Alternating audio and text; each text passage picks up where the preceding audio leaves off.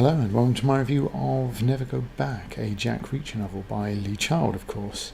Don't forget to subscribe and ring the bell while you're here. So the Jack Reacher series started back in 1997 with The Killing Floor, and Never Go Back was first published in 2013. It's the 18th book and the source of the second movie based on them. Reacher is a former military policeman, now turned drifter and vigilante. In Never Go Back, Reacher returns to his former base to meet its new commander, Major Turner, after exchanging a few social phone calls.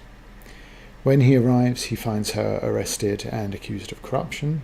After failing to heed a couple of not-so-subtle warnings, he is arrested himself. He escapes with Turner, and they begin an investigation that takes in a potential daughter, a handful of thugs from the army, and a reasonable amount of typical Reacher stuff, such as getting the girl and punching the baddies.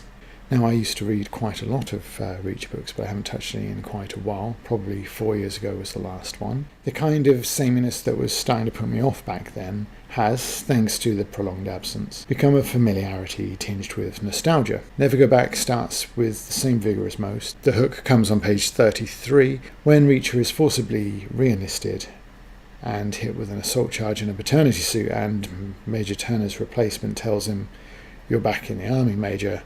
Your ass is mine." It's something of a testimony to Child that 18 novels in, the series still has as much spirit as it does. Yet, enjoyable as it was to return to the series here, I wouldn't necessarily describe this as one of the better Reacher novels. Reacher is Reacher, he's unchanged and he's still relentless. Major Turner adds a touch of conscience, yet remains an effective second fiddle. The is she, isn't she his daughter angle is a nice touch in the book's highlight, I think. The potential progeny is Sam, a 14-year-old teen who matches Reacher in a desire for precise language and effective inference from limited information. Of course, the paternal instinct becomes a threat to Reacher's lifestyle, even more so than his brief relationship with Jodie Garber back in Tripwire. It's handled pretty well, and it's a shame that it's such a brief section of the book. Though Reacher books are fairly formulaic, and the formula doesn't include a lot of room for soap opera. So while this might have been better if it was explored more, I didn't think that the film handled that part of it particularly well when it enlarged her role, so maybe it's for the best that Child handles it like he does. So while Reacher is mostly his old self, and certainly a character with an abundance of self-confidence enough to carry a series into its 20th book now, there are a couple of moments when, given that he's usually precise and precisely right about everything, to an almost prescient degree, that his failure to smell an obvious bad choice is almost damaging to the book. The first is when they're looking for transport and they find a criminal's hideout, and they're presented with the choice of two vehicles, a Dodge pickup or a Corvette. Now, both cars are ostentatious enough to be recognisable, but it seems to me that travelling discreetly is probably better served by the pickup. They take the Corvette. Now, this may be me being outside the US where Corvettes are rare, but they seem aspirational. I've certainly wanted one for a while, and Reacher agrees, saying, "I've always wanted a Corvette." Discretion might have been better served by the pickup, but maybe not. Perhaps the pickup with his acres of bulging chrome would have been just as bad, but they lament the Corvette's fuel economy, the noise it makes, and the attention it gets more than once.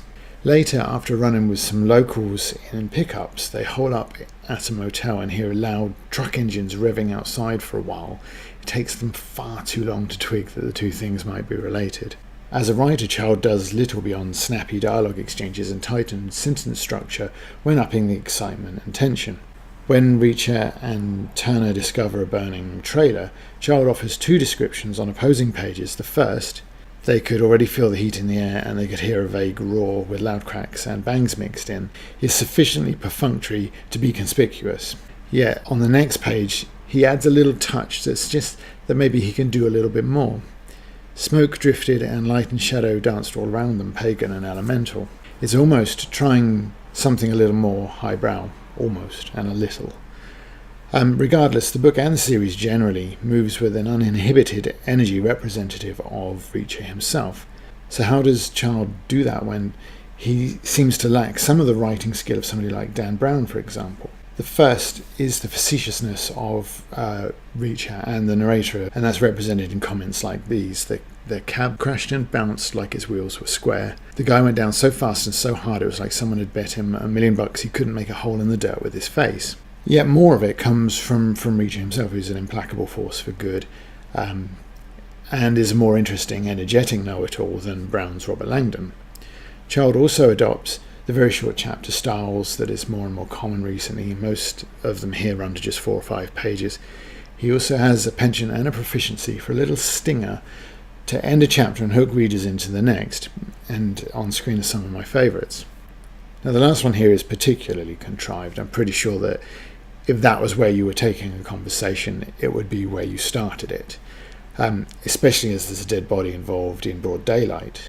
But it does demonstrate the effectiveness of these stingers, and it wouldn't even surprise me if Child wrote these first and then built the plot to incorporate them.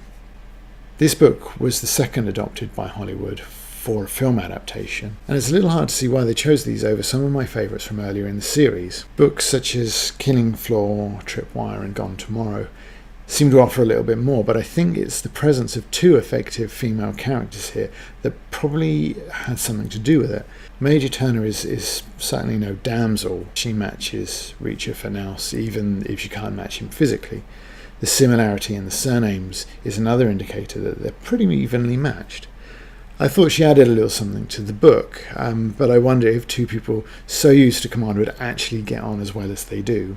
Young Samantha, the possible daughter, was probably not a challenge for Child to write, as she seems to indulge in a lot of Reacher's pedantry and wordplay.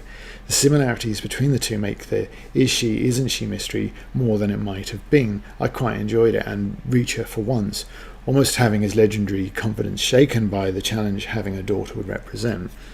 It was a nice touch, I thought. The book's main weakness, though, is the mediocrity of his villains.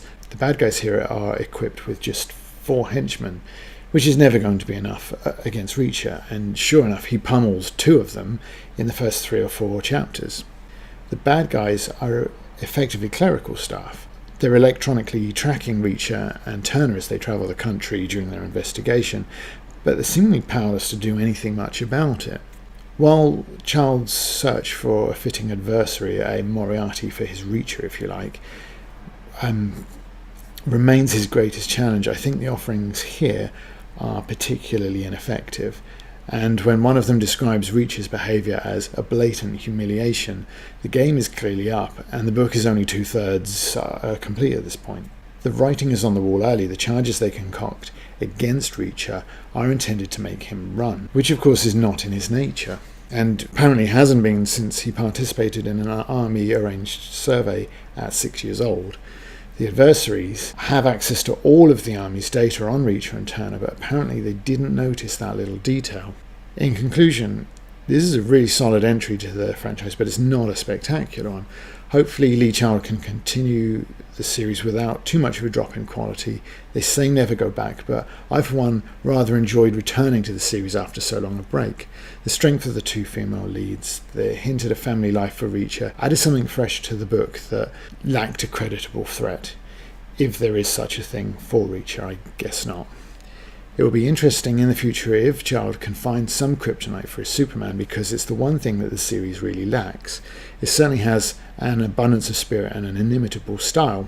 This is recommended to Reacher fans rather pointlessly, as they'll probably read it anyway.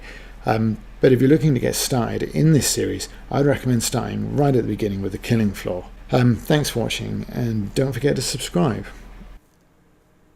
By the way, it would be remiss of me not to engage in a little pedantry of my own, especially as Reacher and Sam are both fond of correcting other people's grammar in this book. A little family bonding, if you will, and I thought I would join in. Child tells us on page 239, Reacher was examining each clause in detail. Your guys in Afghanistan missed 2 consecutive radio checks, and he did nothing about it. And on page 248, Reacher is exploring a message clause by clause. An unknown American officer was seen heading north to meet a tribal elder. This is not a clause, and neither is this. And if that kind of exciting nitpicking doesn't get you to subscribe, I really don't know what will. And I will see you in the next video. Thanks for watching, and goodbye.